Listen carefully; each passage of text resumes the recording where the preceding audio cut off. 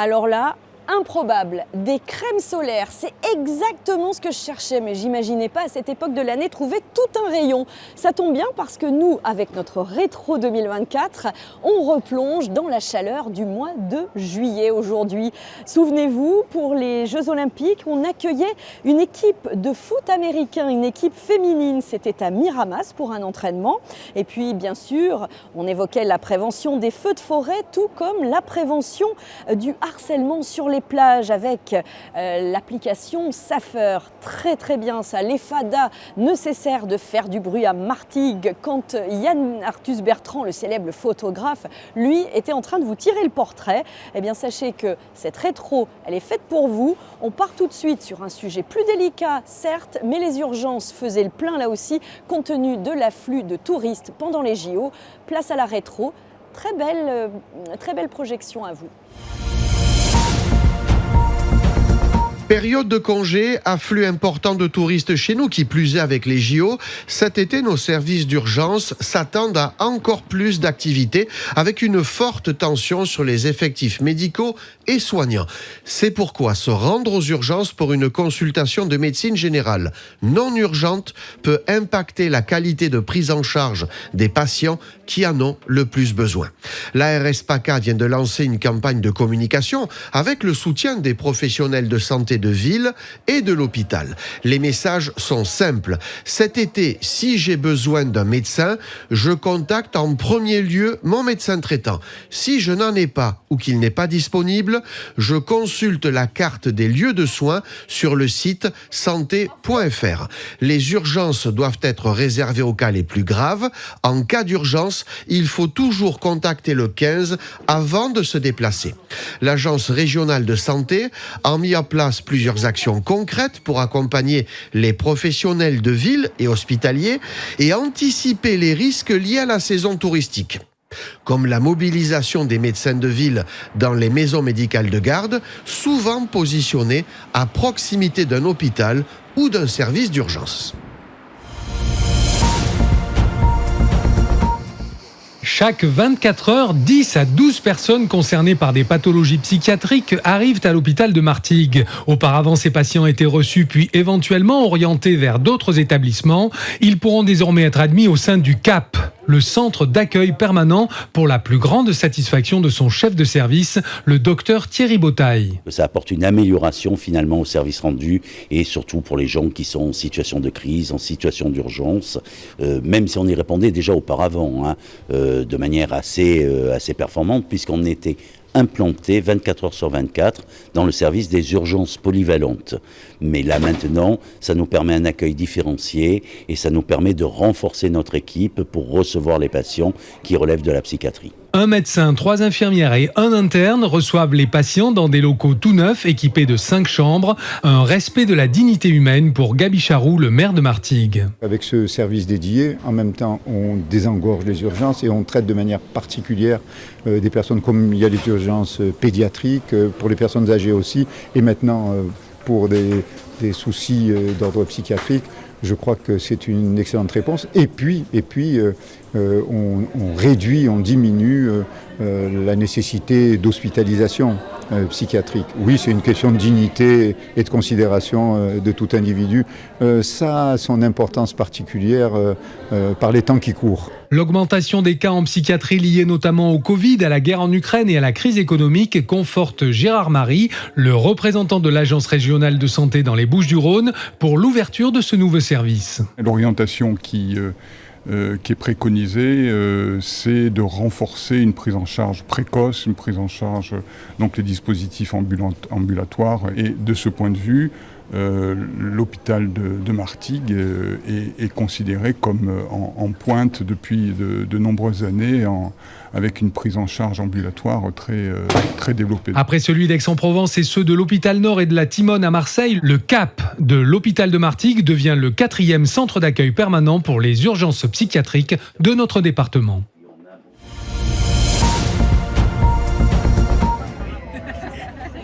Les médiateurs sont visibles, discutent avec les plagistes sur ces problématiques. Ils réagissent aussi en cas de signalement sur l'application. On est intervenu, c'était en cas de prise de photo, mais à partir du moment où ils se sont fait prendre, ils ont filé. Voilà.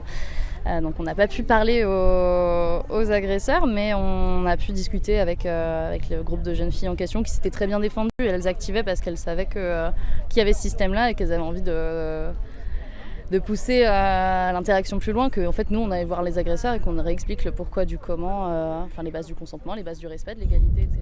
Sur le sable, 2 jeunes Marseillaises habituées du littoral sont plutôt conquises.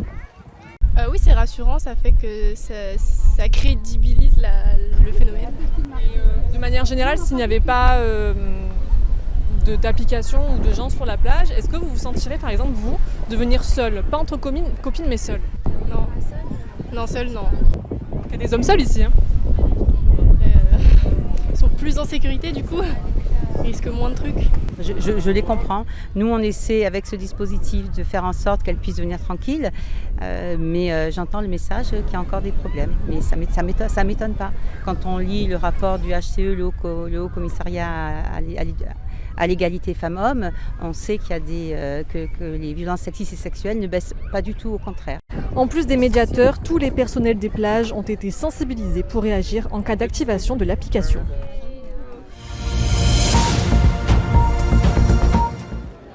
Chaque soir depuis 4 ans, c'est le même rituel pour les médiateurs nocturnes. Mohamed coordonne le dispositif de nuit sur le Vieux-Port. Notre mission première avant tout, c'est d'orienter les touristes. On fait beaucoup de prévention pickpocket aussi, parce que malheureusement il y en a beaucoup. Et pour les touristes qui sont en insécurité, par exemple, on leur propose de les raccompagner, soit au métro, soit dans les stations de taxi, voire dans les parkings aussi de voitures. Créer du lien avec la population, passer le relais aux autorités si besoin, voilà le sens de ces déambulations nocturnes. Elles se déroulent sur le Vieux-Port, du côté de la Plaine ou encore des Catalans. Et selon les secteurs, les enjeux ne sont pas forcément les mêmes. Yannick Oanissian, adjoint au maire en charge de la tranquillité publique. On a des équipes qui ont d'autres missions sur le littoral, c'est-à-dire qu'ils vont rappeler un certain nombre de gestes à avoir sur les plages, sur le parc balnéaire, notamment les mégots de cigarettes, la musique amplifiée, les barbecues interdits. Des missions variées donc, mais une présence qui produit toujours un effet rassurant chez les passants. C'est vrai que c'est super important et c'est vrai, femme seule à Marseille, centre-ville, on n'ose pas forcément. Alors là, le fait de voir des médiateurs, ça rassure. Ils se fondent dans le décor parce qu'on ne les a pas énormément remarqués. Mais d'une manière générale, je pense que c'est une bonne chose de faire en sorte que tout se passe bien, qu'il y ait de la communication, de la cohésion entre tous. On sait qu'il y a des personnes qui sont là en cas d'insécurité ou autre chose. Donc voilà, forcément, on se sent plus à l'aise. Les médiateurs nocturnes circuleront jusqu'au 30 septembre cet été. Ils seront présents du jeudi au dimanche de 19h à 2h du matin.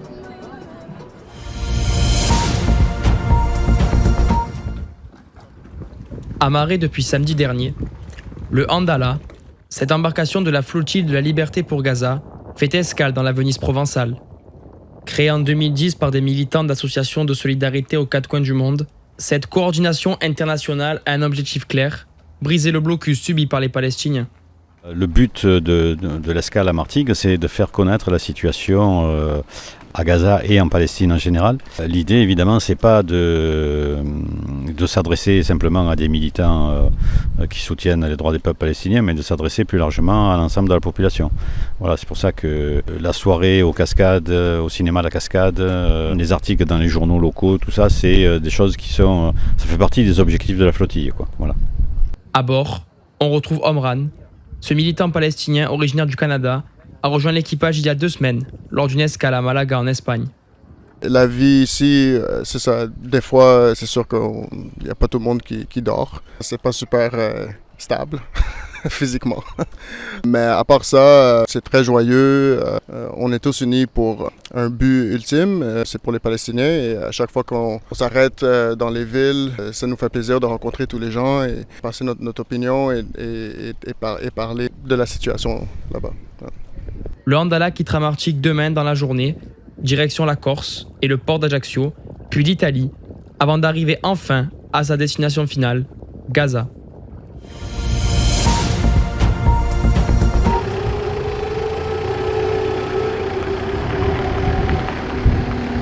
Ce matin, le Mistral souffle et le soleil d'été est bien au rendez-vous.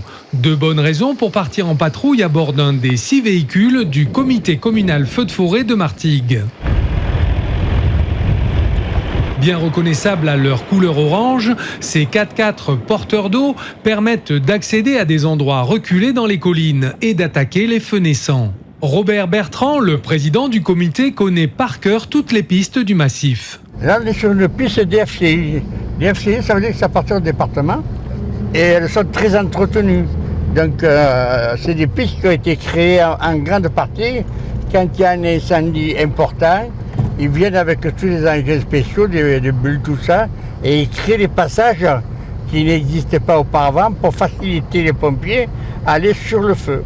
Nous avons à peu près 380 à 400 km de pistes, mais il y a des pistes communales, que c'est nous, on est obligés d'entretenir, et des pistes départementales. Et là, nous nous dirigeons, on est sur le plateau de la Gattasse, et nous nous dirigeons vers la vigie départementale, là où il y a des gens qui vivent 24 heures sur 24 en permanence. Depuis le 1er juillet, Paolo a repris du service à la vigie de Martigues. Pinus de Vigie Martigues. Vigie Martigues de Pinus de, bonjour. Dans le réseau, bonjour. Bonne journée. Voilà, on est rentré dans les réseaux, on est officiellement en travail. Ce professeur de PS vient chaque été depuis 2006 participer au dispositif de vigilance en tant que pompier volontaire. S'il y a des fumées ou des fumées suspectes ou des départs de feu qu'on ne souhaite pas, on appelle tout de suite les CODIS avec la radio. Aujourd'hui, il y a beaucoup de vent, donc ça craint, c'est une journée à risque. Ben, comme toutes les journées où il y a beaucoup de vent en plein été, c'est le début de la saison, donc c'est encore sec un peu, mais c'est des conditions qu'on craint. Ouais. C'est à la fois un travail et un plaisir ? Oui, c'est ça, c'est un travail, un plaisir, c'est un engagement citoyen, je trouve que c'est bien pour sauver la forêt, pour essayer de protéger notre patrimoine. Et après, on est quand même dans un très bon cadre, donc c'est très agréable. C'est un peu stressant en même temps de tout le temps regarder partout ? Ben, c'est stressant, mais c'est surtout c'est un engagement, c'est un travail dans le sens qu'on est ici, on n'est pas en vacances, donc on doit guetter, on doit faire attention à tout ce qui se passe. On est un peu les protecteurs de ces gros massifs qui nous restent. Et on sait, pour avoir vécu les feux qui nous a brûlé et ravagé la forêt en 2020, que c'est même très dangereux et donc ça donne vraiment la mesure de l'importance de ces métiers. Tous les jours pendant les 2 mois d'été, des pompiers volontaires et des forestiers se relaieront de 11h à 19h pour surveiller la moindre fumée dans le paysage, depuis la trentaine de vigies situées sur les points hauts de notre département.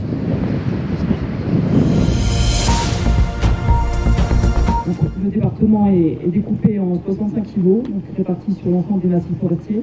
Rassemblés autour de la vigie, des sapeurs-pompiers du service départemental d'incendie et de secours des Bouches-du-Rhône, des marins-pompiers de Marseille, des membres des comités communaux feux de forêt, des agents de l'Office national des forêts comme des gendarmes et des policiers, prouvant que la lutte contre les incendies est un travail collectif de tous ces services, même si le plus important, c'est la prévention, bien sûr, puisqu'on le sait, 9 incendies sur 10 ont une origine humaine. Et il faut donc à la fois veiller à ce que nos concitoyens soient bien sûr précautionneux dans leurs usages quotidiens, dans leur appréhension du territoire.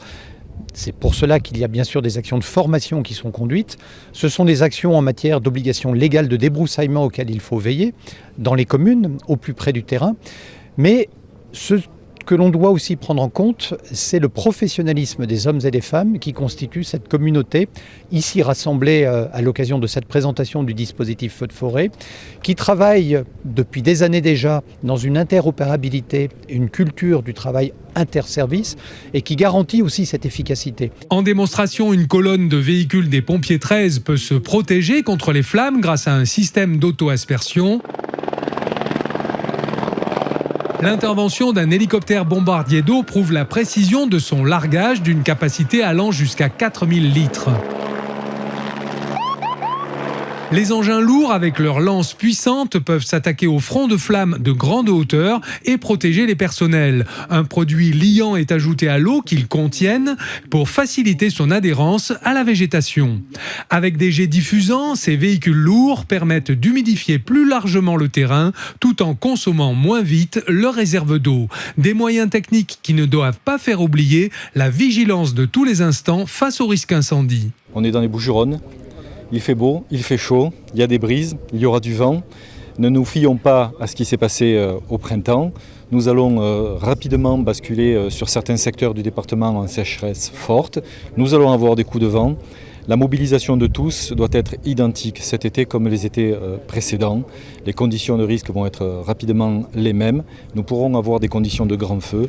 Et comme toutes les années, il faut en appeler bien entendu à l'action citoyenne, à la culture un petit peu du risque de l'ensemble des populations présentes sur notre département et toutes celles qui viendront nous visiter.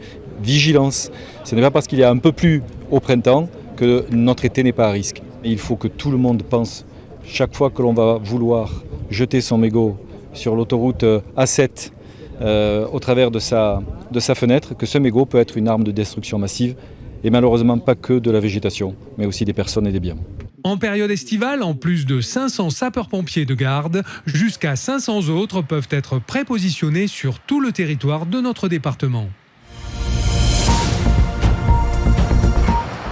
La plage du Verdon, écrasée de soleil, est déjà très fréquentée ce matin. Au loin dans l'eau, des bras s'agitent. Depuis leur chaise haute de surveillance, 2 sauveteurs des pompiers 13 se lancent tout de suite au secours de l'enfant qui se noie.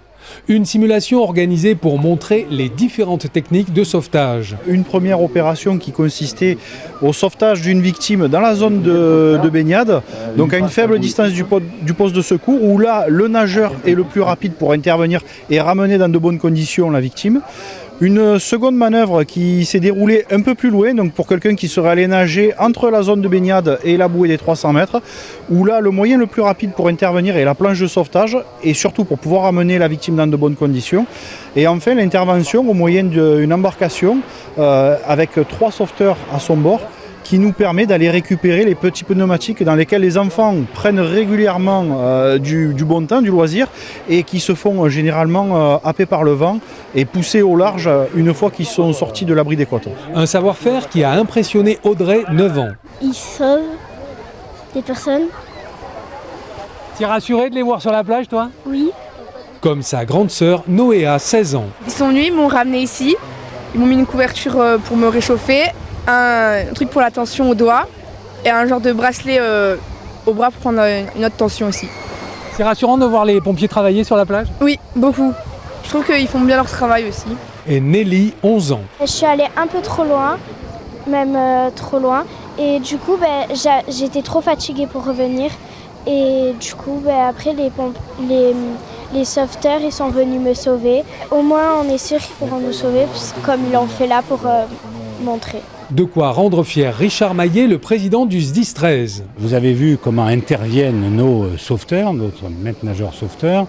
On a aussi 44 sauveteurs qui sont héliportés, qui sont des plongeurs, qui peuvent être héliportés. Donc vous voyez qu'on est prêt dans les Bouches-du-Rhône, comme partout en France, quand on a des soucis de bord de mer et de côte. Cet été, 350 sauveteurs-pompiers vacataires formés assurent la surveillance des plages de notre département.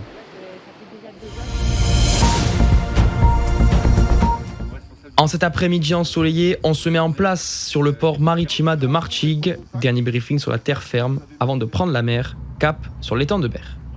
L'objectif en ce début de la saison estivale, qui commence pleinement après le 14 juillet, c'est de sensibiliser l'ensemble des usagers sur le plan d'eau, sur les risques, notamment si on ne respecte pas les mesures de sécurité, afin d'éviter les accidents, comme on a pu malheureusement en avoir ces derniers temps, aussi bien en rade de Marseille que sur l'étang de Berre. Pour cette opération, plusieurs unités sont mobilisées. Même si l'objectif premier est de prévenir, il y a quand même des limites à ne pas dépasser. Aujourd'hui, on est à peu près 7 à bord. Et nous avons aussi l'aide de la gendarmerie, la police nationale et les douanes, sur tout le littoral des Bouches-du-Rhône. Aujourd'hui, c'est plutôt de la prévention, mais si on constate des infractions qui relèvent du délit relativement grave, on verbalisera. Dans ce bateau de la gendarmerie, les contrôles se passent dans le plus grand calme. Les plaisanciers, bateaux comme jet-ski, n'hésitent pas à se prêter au jeu. On leur demande les pièces administratives exigées pour la conduite en fait, de bateau à plaisance à moteur, savoir s'il a bien le permis côtier et sa carte de circulation du navire. Et là mon camarade, et en fait, comme je le disais tout à l'heure, il est en train de procéder au contrôle de l'armement de sécurité.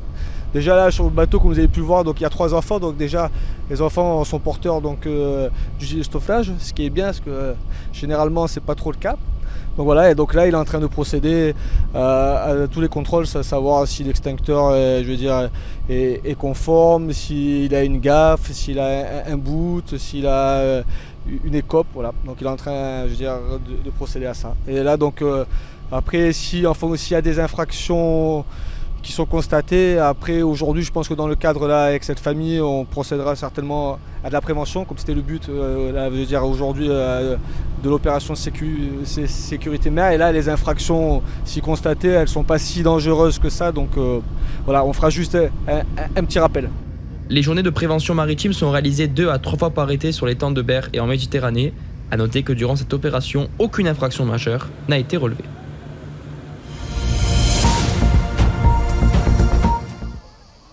Pour informer la population, le programme Infomer s'est installé sur plusieurs plages de la Côte Bleue pour faire de la prévention.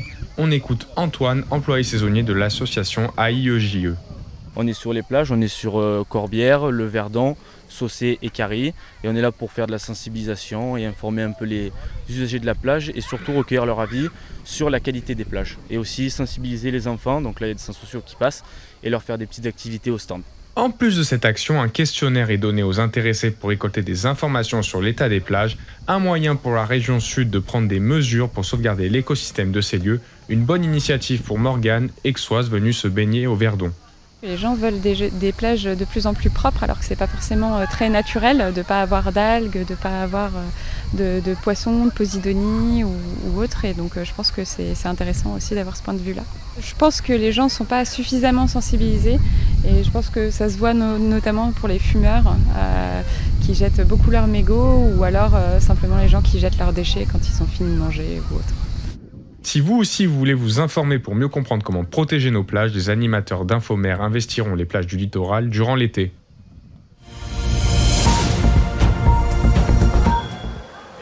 Pour les premières brasses de leur vie, pendant une semaine, une dizaine de femmes ont la chance de s'entraîner dans le même bassin que Florent Manodou, champion olympique. Marie-Dominique Champlois, cofondatrice et directrice générale de Marseille Capitale de la Mer, nous explique leur motivation. Et elles sont très volontaires, elles ont très envie d'apprendre à nager. On en a 2 qui ont plus de 70 ans. Je pense qu'il y a un moment où quand on décide d'y aller, on y va. Alors oui, on sent parfois, elles ont un peu d'appréhension. Mais je crois qu'elles sont très très heureuses d'être là. Il y a beaucoup de solidarité entre elles se soutiennent. Chacune valorise les progrès de l'autre. Donc je pense que c'est une belle expérience pour elles. Si certaines n'ont jamais mis les pieds dans l'eau, d'autres ont subi des traumatismes qui les ont éloignées de la mer. C'est le cas de la doyenne du groupe, Daniel. Mon fils, il a un bateau et je veux nager avec lui de son bateau. Je veux plonger de son bateau. Enfin, plonger, c'est un bien grand mot. Descendre à l'échelle. Encadrés par des maîtres nageurs, le groupe s'initie à la nage pendant 1 heure. L'échauffement leur permet de réviser les gestes dans le vide avant de les tester dans le bassin. Aline Do, maître nageuse au cercle depuis 17 ans, nous détaille les spécificités de coacher un groupe comme celui-ci. Donc parfois on se met dans l'eau avec elles, mais là, vu qu'elles sont nombreuses, je ne peux pas. Et ça les aide, elles procèdent par mimétisme, donc elles reproduisent un petit peu. Donc ça les met en confiance, elles reproduisent un petit peu ce qu'on fait. Les néo-nageuses participent également chaque après-midi à des actions de sensibilisation autour de la mer.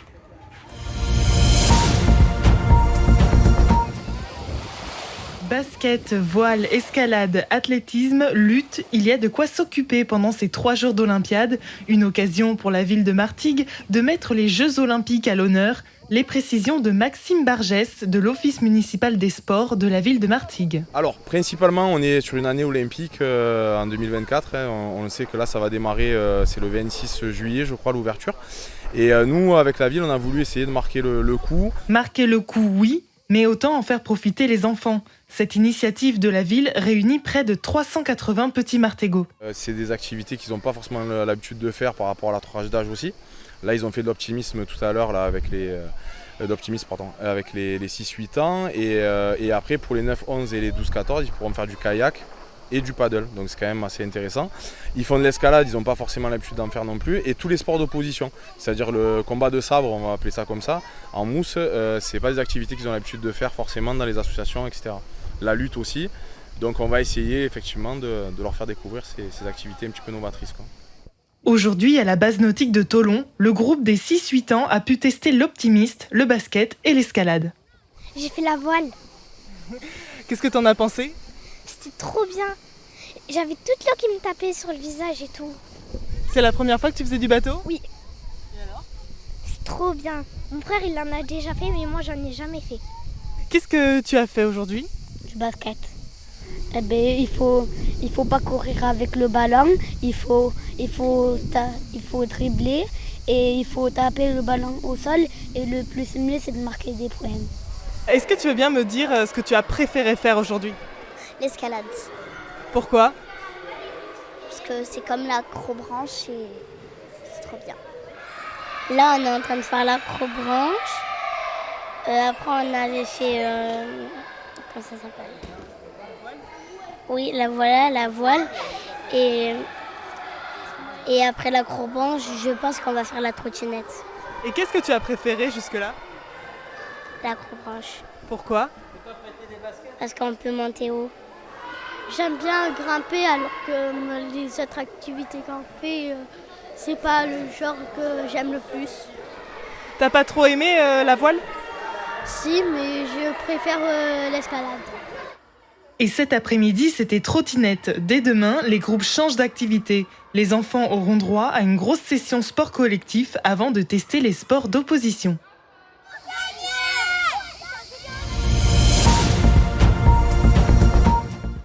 Oui, le club 2024 se situe juste derrière le rond-point du David. C'est un genre de mini-village olympique où l'on retrouve des initiations sportives au surf, à l'escalade, à la nage ou encore au basket fauteuil. Il y a également un écran géant qui retransmettra toutes les épreuves olympiques qui vont se dérouler à Marseille. Le maire de la ville, Benoît Payan, est venu l'inaugurer. Dans la manière de le construire, qui devait ressembler à Marseille. C'est-à-dire qu'il n'y a que des matériaux recyclables, qu'il n'y a que des activités ouvertes à toutes et à tous. On a voulu que l'électricité ne soit faite que par des panneaux photovoltaïques. On a amené avec nous des partenariats qui nous ont permis justement d'économiser de l'argent et de faire que toutes les activités soient gratuites. C'est vraiment quelque chose à disposition des Marseillaises et des Marseillais. Des centres aérés et centres sociaux étaient déjà présents ce matin. Ils se régalent, ils font pas des activités de fou, ils ont fait de l'escalade, ils ont kiffé ça. Ils ont fait du breakdance, il y a des petits talents aussi chez nous. Donc voilà quoi, ils ont bien aimé. Enzo, animateur au centre social de Noailles, est plus mitigé. Et je pense que si on devrait revenir souvent, ça sera plutôt avec les grands. Là, on a les petits de 6 ans, donc en fait c'est un peu compliqué parce qu'il n'y a pas des jeux adaptés à leur âge. En fait, il faut juste que ça soit 8 ans et plus. La ville prévoit d'accueillir 100 000 personnes sur ces 3 semaines de compétition, avec une jauge maximale de 2500 personnes à la fois.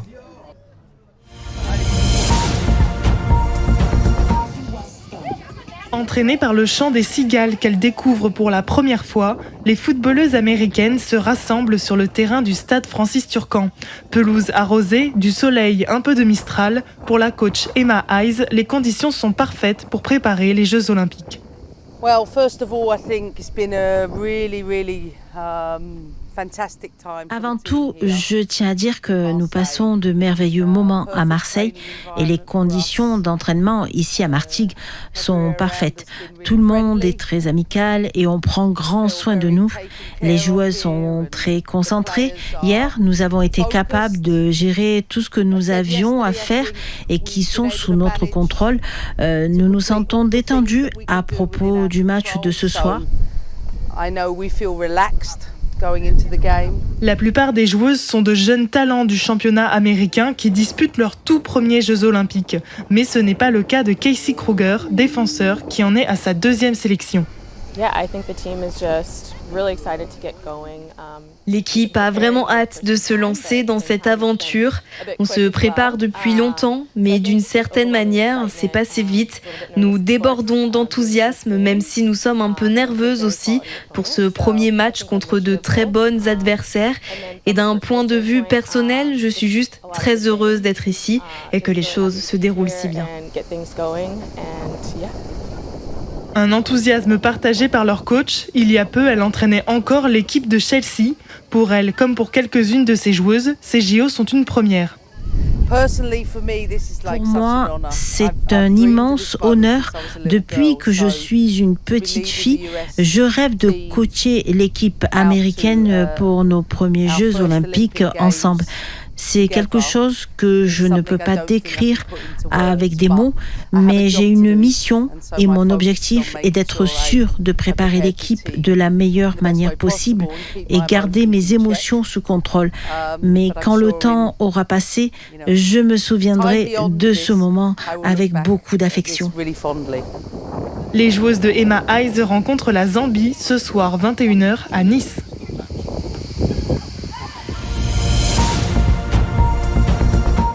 On s'est perdu la semaine dernière dans les couloirs souterrains du château de Lauture. Alors que les animations de l'été arrivent avec le beau temps, cet escape game unique en France est une véritable fierté pour la ville de Fos. De quoi rayonner sur tout le territoire, c'est ce qu'explique Yvan Gabelier, directeur de l'Office de tourisme. L'escape game et la façon dont on l'a mis en place, c'est qu'on souhaitait donner une image de quelque chose d'exceptionnel sur la ville. Voilà, donner la possibilité aux gens et faire venir des gens spécifiquement pour une animation qu'ils n'ont pas l'habitude de pouvoir faire ailleurs. Donc l'idée elle est là, c'est-à-dire que Fos, on est connu pour plein de choses, la ville est connue pour plein de choses, mais là c'est vraiment la spécificité, c'est-à-dire on souhaite et on espère que les gens qui vont avoir connaissance de cette animation vont venir spécifiquement à Fos pour découvrir cet escape game. Parce que s'ils veulent vraiment découvrir un grand escape game, il n'y a qu'à Fos qui vont pouvoir le voir. L'occasion aussi pour les participants de découvrir différemment le patrimoine de la région, et cela tout en s'amusant. C'est ce que confirme Anne-Caroline Walter-Cypréo, adjointe déléguée au tourisme, festivités et animation. L'idée géniale, c'est d'avoir croisé le côté historique et de profiter de notre château et de ces tunnels. Et avec l'effet escape game, on peut le redécouvrir encore autrement, différemment et bien sûr différemment de ce qui a été fait l'année dernière. Donc ça appelle quand même une curiosité et donc nous, ça nous fait quand même bien plaisir qu'on parle de Fos pour des belles choses comme ça. Ça fait du bien. Et si l'année dernière, il y avait eu 1350 joueurs, cette année, l'escape game devrait accueillir près de 2900 personnes.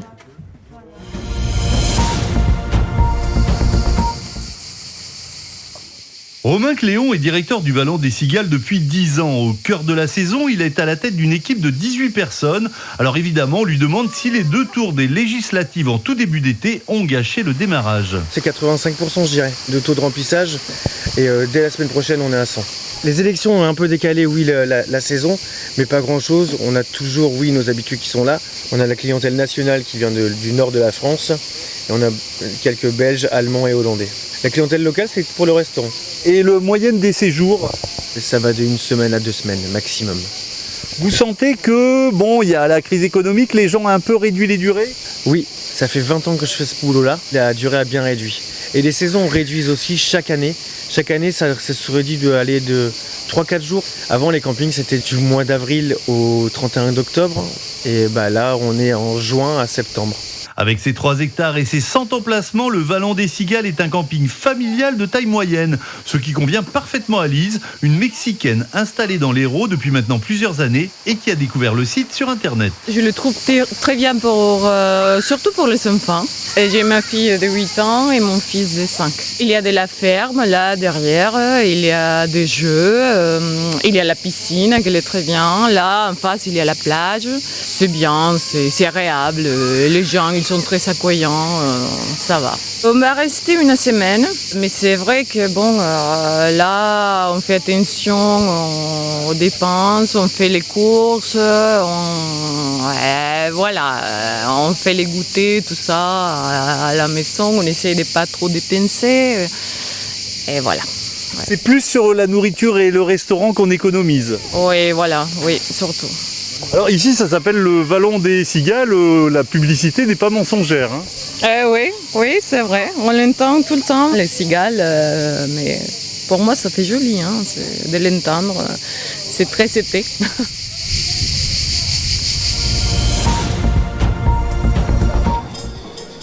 Pieds nus, vêtements amples et une tendance à la bougeotte, Yann Arthus Bertrand en impose par son charisme et ses directives proclamées d'une voix puissante. On me regarde, s'il vous plaît.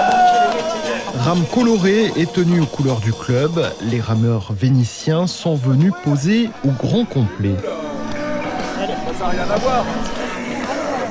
Elle est dynamique, celle-là. Elle est trop belle. Ce matin, on est arrivé sans rame, il nous a pris en photo et il nous a dit c'est pas assez représentatif de ce que vous faites. Donc on est parti chercher 2 rames et là avec les rames, on voit bien ce que c'est les rameurs vénitiens de Martigues. Toutes les photos, elles sont magnifiques et on les attend avec impatience pour pouvoir après garder ce beau souvenir aussi en nous. Nous, vraiment, on a adoré. Associations, clubs sportifs, familles, les Martégal et les Martégots sont au rendez-vous. Mais ne parlez pas de particularité locale ou d'identité à Yann Arthus Bertrand. Pour lui, c'est le lien qui compte. C'est pareil partout, que tu sois à Lille ou à Martigues, il n'y a pas une grosse différence, ou même en Corse. Toujours, les gens cherchent toujours à te dire quelle est la différence. Il n'y en a pas beaucoup. Quand tu rentres dans l'intimité, quand tu rentres dans le cœur, c'est toute la même chose. On a tous envie de la même chose, quoi, de vivre heureux, un meilleur avenir pour nos enfants, peur de la mort, de bien vivre, quoi. En fin de compte, je pense que ce sentiment d'appartenance à une communauté est important. Les portraits sont destinés à être exposés et publiés dans un livre à paraître chez Actes Sud.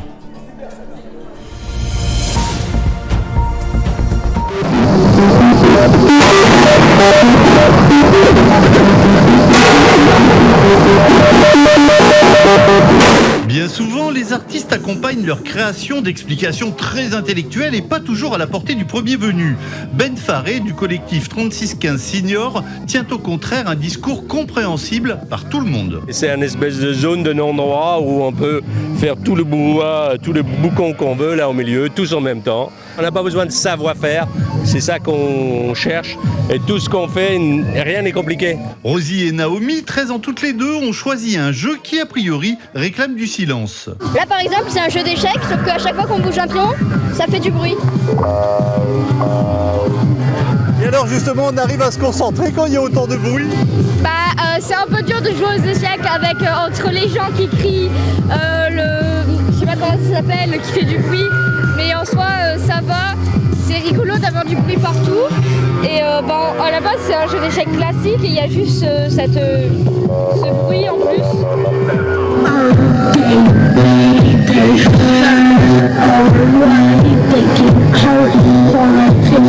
Quant à Liam, venu de Toulouse chez ses grands-parents, il s'est découvert une vocation de chanteur rockstar. Pendant près de 3 heures, il n'a pas lâché le micro. Cette kermesse sonique, elle est très bien. On a fait plein de musique. Mon cousin, il était là. On est venu. On a fait une musique de fou. Je chante jamais. Et là, c'est la première fois que je chante. Je trouve que c'est génial. Normalement, c'est réglé à un certain niveau. Et en gros, tout le monde touche les boutons et tout finit à fond de toute façon. Donc c'est pas... voilà. Et après, ça fait du bien, on ressort de là. Ah oui, ça fait du bien. Ça fait du bien quand ça s'arrête aussi pour nous, mais c'est bien. L'énorme intérêt, c'est que les jeunes délaissent enfin leurs écrans tactiles. Et donc, si les oreilles sont un peu sollicitées, en revanche, les yeux, eux, peuvent enfin se reposer.